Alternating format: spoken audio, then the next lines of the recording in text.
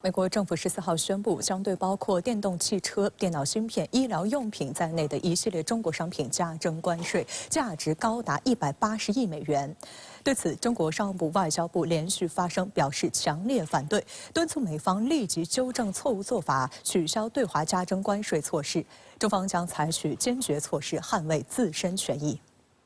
美国白宫宣布，拜登政府将继续保留其前任特朗普政府实施的关税政策，并加大对其他商品的关税力度，将对从中国进口价值180亿美元的商品增加关税，主要针对电动汽车、电池、钢铁和关键矿产等战略产业。 其中，电动汽车的关税税率将从现有的25%提高3倍至100%，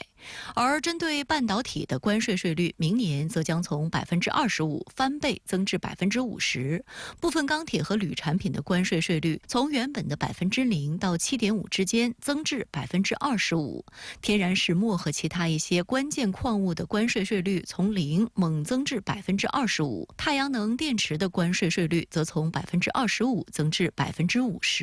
按照白宫的说法，拜登政府这次是通过美国贸易法中的301条款更新对华关税。特朗普政府此前就滥用301条款，在2018年和2019年对总值约3700亿美元的数千种中国进口商品加征关税。白宫最新的声明还老调重弹，借口所谓不公平做法，渲染中国商品对美国经济安全构成不可接受的风险。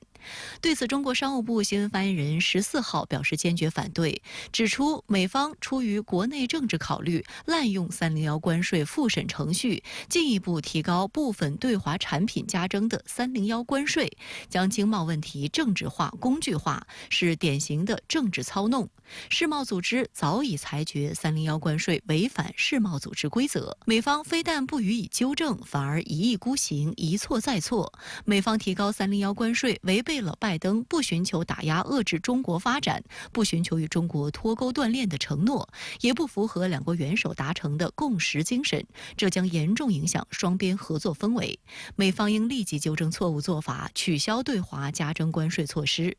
14号的外交部例行记者会上，发言人汪文斌也对此表态称，中方将采取坚决措施，捍卫自身权益。中方一贯反对违反世贸规则、单方面加征关税，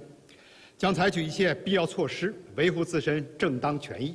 观察指出，相比特朗普时期，这次拜登加征关税的额度高、范围窄，他沿用了特朗普政府的大部分关税，并试图提高目标产业的关税；而特朗普则寻求对中国商品普遍提高关税，且主张对中国电动汽车加征关税的幅度更高，后者被质疑过于激进，会引发通胀。但两人的共性都是旨在关键产业上使用关税武器打压中国。路透社分析认为称，拜登的相关举措是冒着大选之年对华关系恶化的风险，争取那些给他经济政策打低分的选民的支持。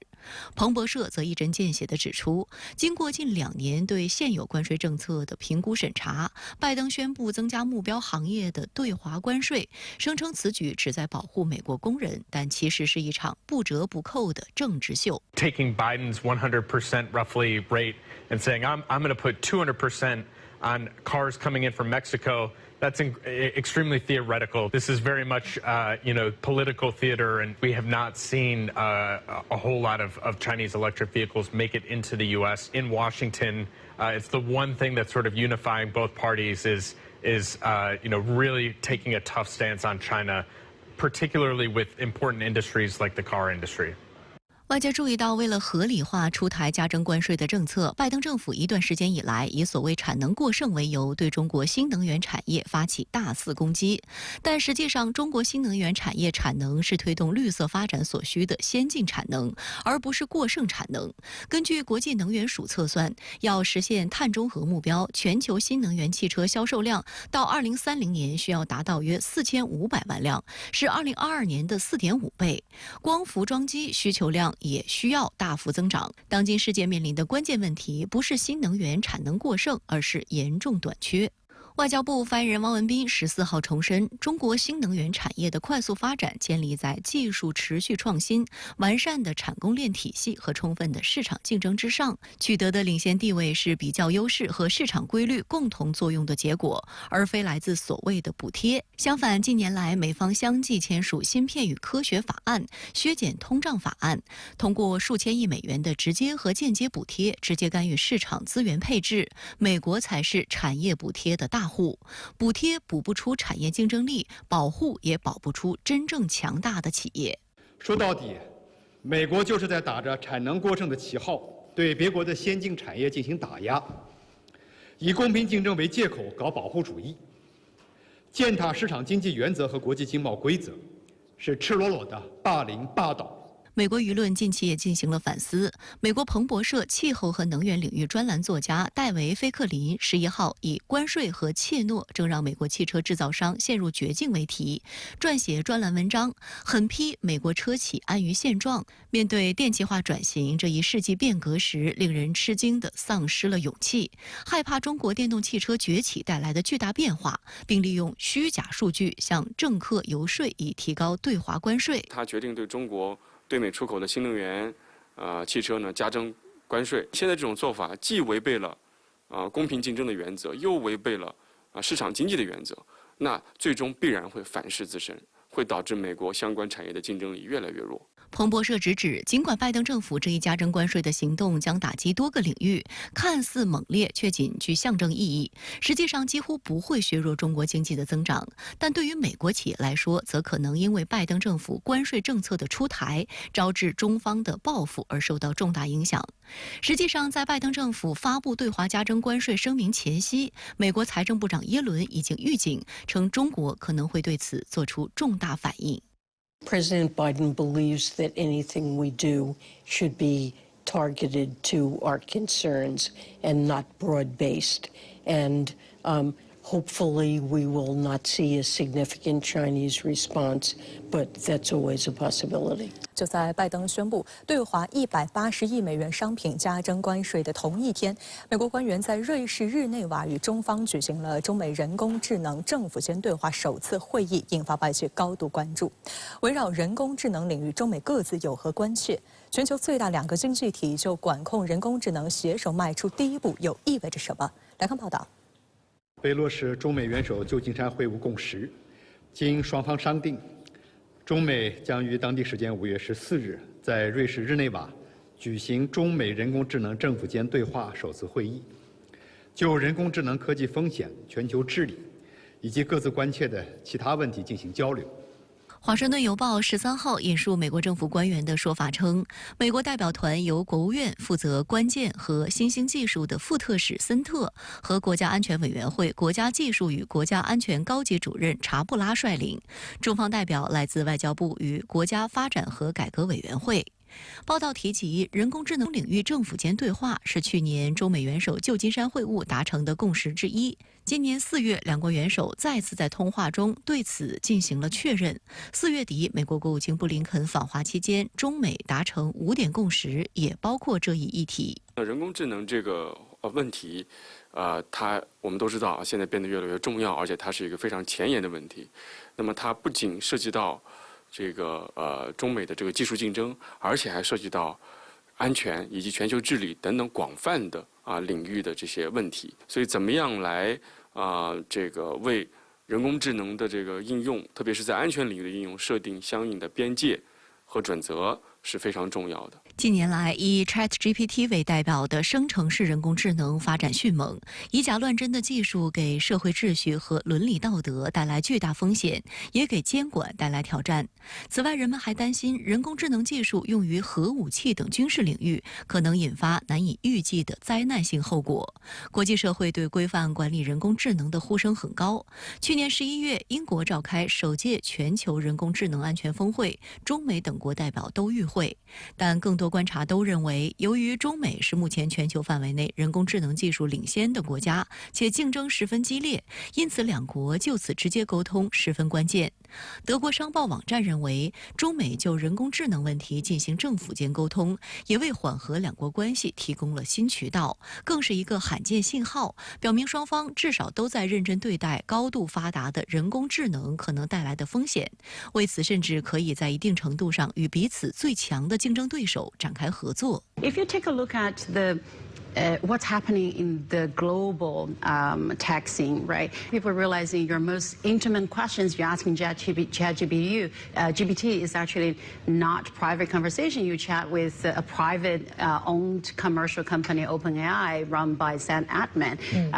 That's kind of creepier. 美国有线电视新闻网的报道提到，包括特斯拉创始人马斯克、苹果首席执行官库克等美国顶级科技公司的掌门人近期访问中国，均以人工智能为抓手，寻求与中国的合作。分析认为，这是因为中国的供应链、用户数据和庞大市场等优势，对这些跨国人工智能大厂来说至关重要。而中美政府之间的最新互动，则预示着中美人工智能合作交流将迎来关键节点。不过，深圳卫视注意到，针对此次会谈的成果，美国官员在吹风会上持谨慎态度，表示他们不寻求发布联合声明或与中国在人工智能研究方面开展合作。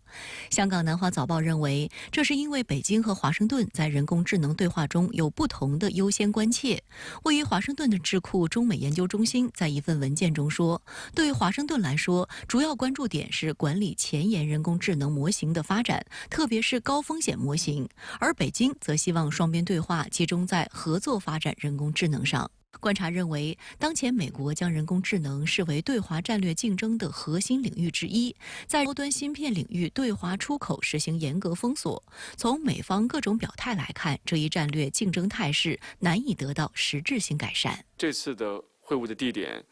选在了瑞士，我想也是有它的考量。选在这个第三方，包括美方在内，实际上想要适当的降低外界对这次会谈的预期，让这种会谈的更加的灵活务实这样的考虑，因为毕竟是一个起步阶段。所以如果选择在这个中美两国当中的任何一方的话，会给人一种非常正式的要取得某种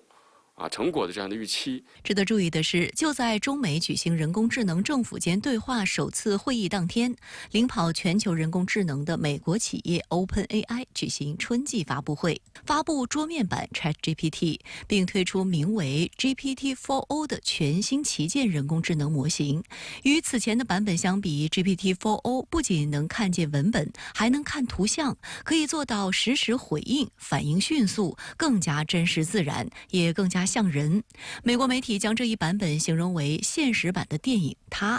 这部上映于2013年的电影讲述的是人工智能时代的一场人机恋爱。 So here's me. So what kind of emotions do you think I'm feeling? It looks like you're feeling pretty happy and cheerful, with a big smile and maybe even a touch of excitement. Whatever's going on, it seems like you're in a great mood. Care to share the source of those good vibes? Yeah, no, the reason I'm in a really good mood is because we were doing a presentation showcasing how useful and amazing you are. Oh, stop it. You're making me blush.